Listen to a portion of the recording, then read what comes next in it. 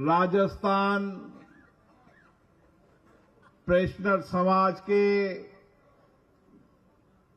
सभी मेरे पिता तुल्य वरिष्ठ जन, जिनका इस प्रदेश के अंदर विकास में,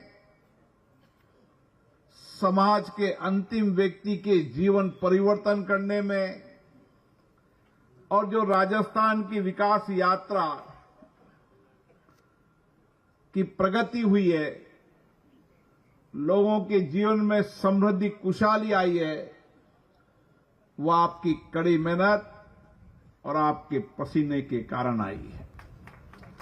मैं आप सबको प्रणाम करता हूं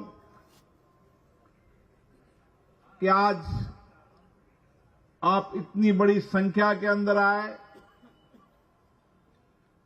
उत्साह है, उमंग है, जोश है और आज भी देश को बदलने के लिए, विकसित भारत को बनाने का संकल्प है।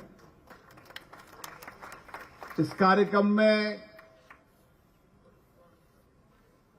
जयपुर की लोकसभा की सांसद श्रीमती मंजू शर्मा जी, इस क्षेत्र के विधायक माननीय गोपाल शर्मा जी, जयपुर के विधायक आचार्य बाल मुकुंदाचार्य जी, धर्मेंद्र नाथ महाराज जी, और जिन्होंने राजस्थान के पेंशनर समाज को एक गति दी, एक प्रयास किया सबको एक प्लेटफॉर्म पर लाने का, ताकि आपके अनुभव का लाभ, आपके ज्ञान का लाभ प्रदेश और देश को मिल सके। राजस्थान पेंशनर समाज के अध्यक्ष श्री शंकर सिंह जी मनोर और कोटा में 80 साल 85 साल की उम्र के अंदर भी इसके उपाध्यक्ष, और जो लगातार आज भी सारा जीवन जिन्होंने पेंशन समाज के लिए समर्पित कर रखा है, रमेश गुप्ता जी, सभी पदाधिकारीगण, जिले से आए सभी पदाधिकारीगण, सबको मैं प्रणाम करता हूं। मेरा पेंशनर समाज से बड़ा निकट का संबंध है। मेरे पिताजी भी लंबे समय तक राजकीय सेवा में रहे, उसके बाद सेवानिवृत्ति के रूप में भी उन्होंने समाज के अलग अलग क्षेत्रों में काम किया। और जो मैं आज यहां देख रहा हूं, राजस्थान के पेंशनर समाज के हर व्यक्ति ने सेवानिवृत्त होने के बाद भी किस तरीके से अपना गांव, अपना शहर, अपना जिला, उस प्रदेश के अंदर हमारा योगदान हो सकता है, समाज के गरीब वंचित लोगों के जीवन में परिवर्तन हो सकता है। इसके लिए आज भी लाखों लोग उसी कठिन परिश्रम और गति से काम कर रहे हैं। इस लोकतंत्र की 75 वर्ष की अगर यात्रा को हम देखें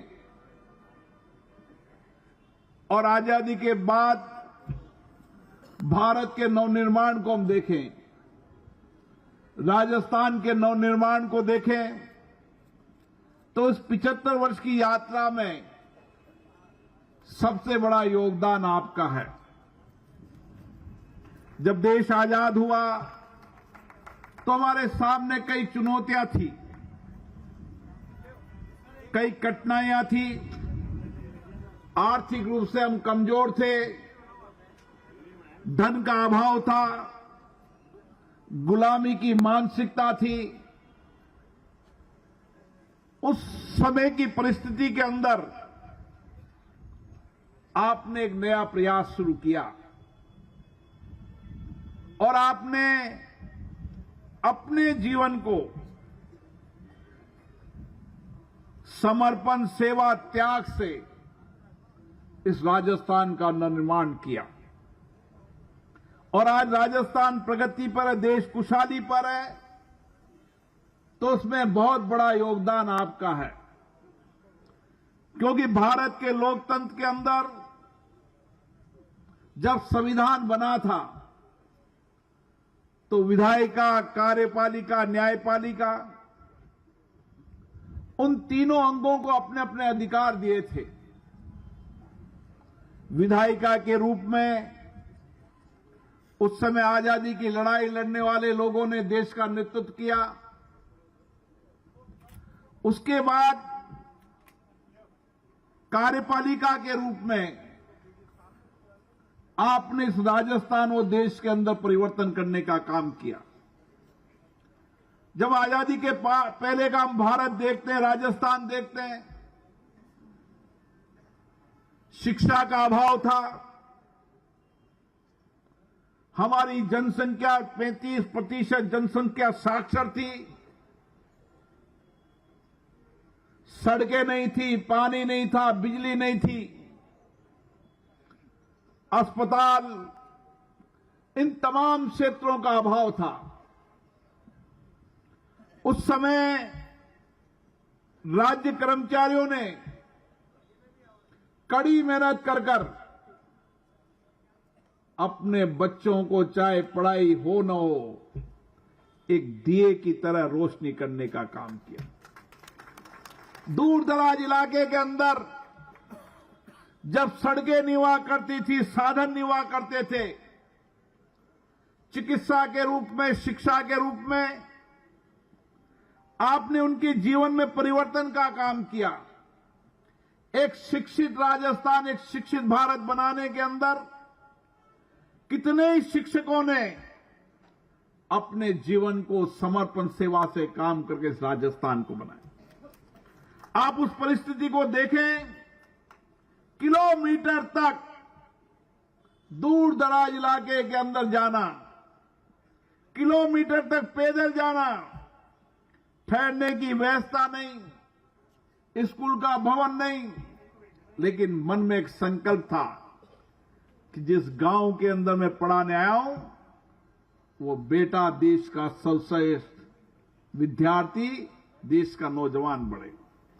और आपके इसी समर्पण के कारण आजादी के बाद भारत एक ऐसा शिक्षित, दीक्षित, संस्कारित बना कि आज दुनिया के अंदर भारत का नौजवान नेतृत्व कर रहा है। आप चिकित्सा, दूर दराज इलाके के अंदर लोग चिकित्सा के भवन निवाह करते थे। हमारी बहनें किलोमीटर दूर घर से अकेली रहकर वहां चिकित्सा का काम करती थी। और किस तरीके से उन्होंने राजस्थान स्वस्थ रहे, हर व्यक्ति स्वस्थ रहे, अपने सारे जीवन को समर्पित कर दिया। चाहे रोड हो, पीने का पानी हो, समाज कल्याण की योजनाएं हो, गांव के अंदर पटवारी हो, नायब तहसीलदार हो, तहसीलदार हो, आंगनबाड़ी की कार्यकर्ता हो, सहायिका हो, पंचायत राज के कर्मचारी हो, सबका अपना अपना योगदान रहा। और सबका एक सामूहिक योगदान के कारण आज राजस्थान विकास के गति की ओर पहुंचा है। ये राजस्थान और देश गति में पहुंचने में सबसे बड़ा योगदान आपका कठिन परिश्रम, आपका समर्पण, आपका त्याग, आपकी सेवा है कि आज राजस्थान आगे बढ़ रहा है, देश आगे बढ़ रहा है। आपने अलग अलग विभागों के अंदर, मैंने सब विभागों का नाम नहीं लिया है, लेकिन सबका अपना अपना योगदान था।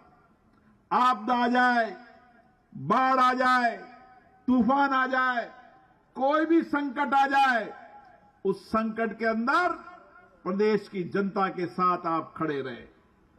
आपने अपने बच्चों की चिंता नहीं की, परिवार की चिंता नहीं की। लेकिन समाज की चिंता की।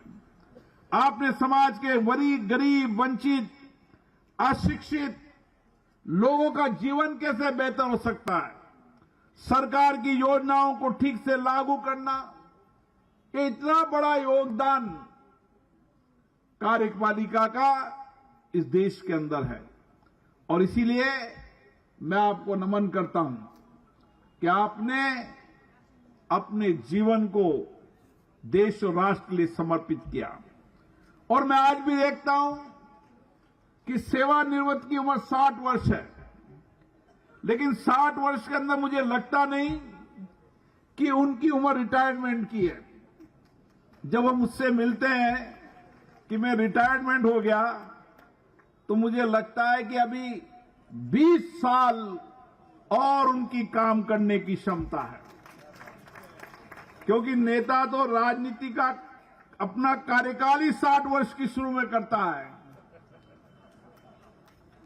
तो आप में तो समर्पण, सेवा, निष्ठा, कठिन परिश्रम के संस्कार हैं। आपने अनुशासित तरीके से जिया है।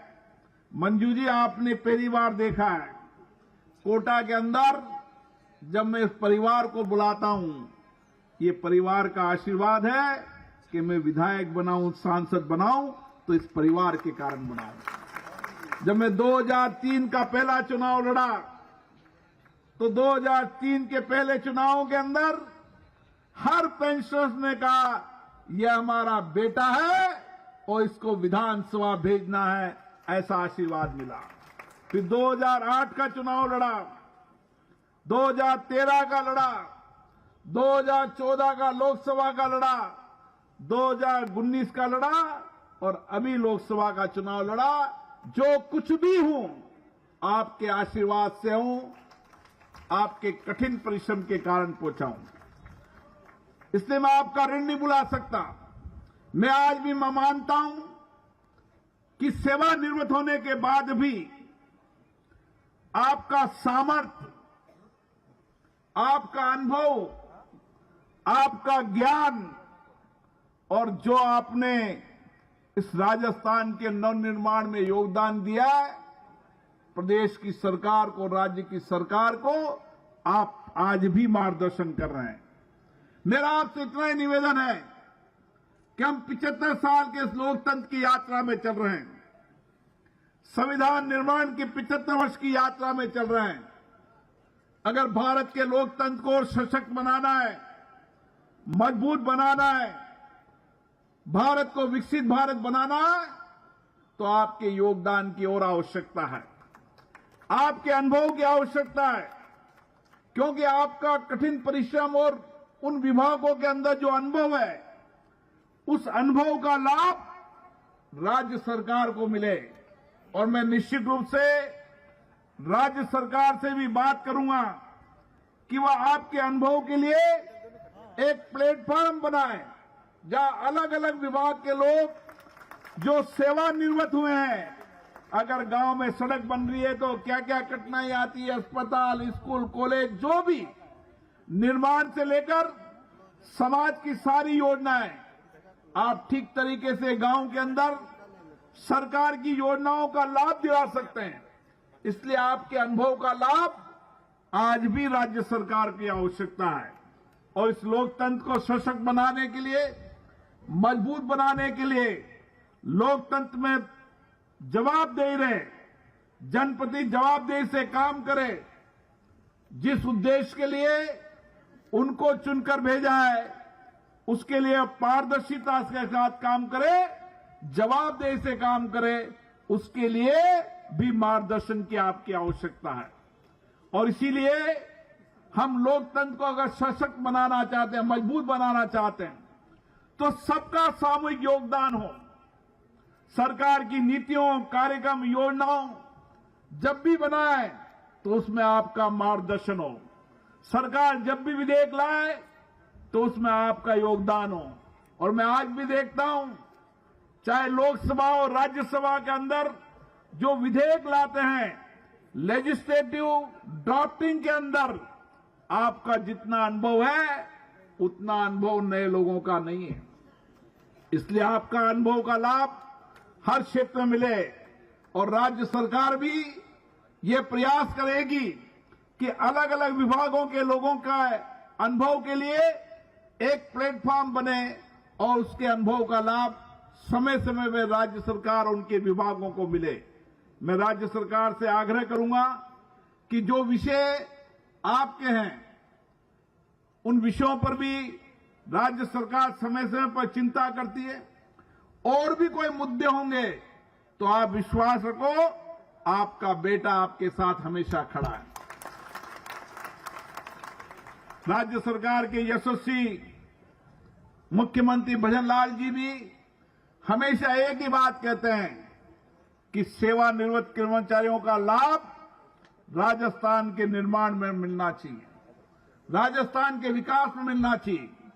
इसलिए आपकी जो समस्याएं, कठिनाइयां, चुनौतियां हैं, उनको समाधान करने की जिम्मेदारी हमारी है और इस राजस्थान को आगे बढ़ाने की जिम्मेदारी आपकी है, ताकि हम सब मिलकर इस राजस्थान को देश का सबसे आगे राज्य बना सकें। भारत के अंदर राजस्थान का यश, गौरव, यहां का समर्पण, सेवा, त्याग, वीरता दुनिया में जानी जाती है। इसलिए यहां के कर्मचारियों का त्याग, समर्पण, सेवा भी देश जानता है। इसलिए जब राज्य आगे बढ़ेंगे तो देश आगे बढ़ेगा। जब गांव विकास में होगा तो राज्य विकास में होगा। इससे सब काम सामूहिकता के साथ होता है। मुझे आशा है आप सबका प्यार स्नेह आशीर्वाद मिलेगा और हम सब मिलकर एक साथ सामूहिकता के साथ राजस्थान को आगे बढ़ाने का काम करेंगे। और गांवों के अंदर, शहर के अंदर, जहां भी आप रहते हैं, वंचित गरीब व्यक्ति लोगों के जीवन को परिवर्तन करना, समाज के अंतिम व्यक्ति को सहारा बनना और उसको सहयोग करना, यह हमारे जीवन का लक्ष्य होना चाहिए। मुझे आशा है इस राज्य के गरीब वंचित व्यक्ति को अपना अधिकार मिले। इसके लिए आपका अगर सहयोग मिलेगा तो हम समाज के अंतिम व्यक्ति के जीवन को भी परिवर्तन कर सकते हैं। आज पुनः आप बड़ी संख्या में आए, शंकर सिंह जी, और राजस्थान के अंदर जहां जहां भी पेंशन समाज के भवन नहीं है, आप निश्चित माने राज्य सरकार आपको निश्चित रूप से जमीन दिलाएगी ताकि हर जिले के अंदर पेंशन का भवन हो। कोटा के अंदर सबसे पहले पेंशन का भवन बना है, बूंदी में बना है। मैं सभी लोकसभा के सांसदों से भी कहूंगा कि जहां जहां भी पेंशन का भवन बनेगा वहां आपको 10 लाख रुपया, 20 लाख रुपया सांसद कोष से देंगे और मंजू जी तो 20 लाख देंगी, और भी आवश्यकता होगी तो और भी दिलाएंगे। आपके भवन बनने के लिए धन की कमी नहीं आएगी, उसकी जिम्मेदारी मिली। और आने वाले समय में वो पेंशन भवन सेवा के केंद्र होंगे। वो पेंशन भवन गरीब वंचित व्यक्ति को अधिकार दिलाने के केंद्र होंगे। वो पेंशन भवन देश के अंदर सामाजिक कल्याणकारी योजनाओं के माध्यम से हम किस तरीके से गरीबों के जीवन को परिवर्तन कर सकते हैं, क्योंकि आपने तो जीवन भर तप, तपस्या, समर्पण से काम किया है। आपका सपना यही है कि राजस्थान के हर गरीब व्यक्ति को अपना अधिकार मिले और गरीब वंचित व्यक्ति के जीवन का परिवर्तन हो। ये सपने आपकी आंखों में मैं देख रहा हूं और इस सपनों को हम सब मिलकर पूरा करेंगे। आप यहां पर आए, आप सबको पुनः बहुत बहुत प्रणाम।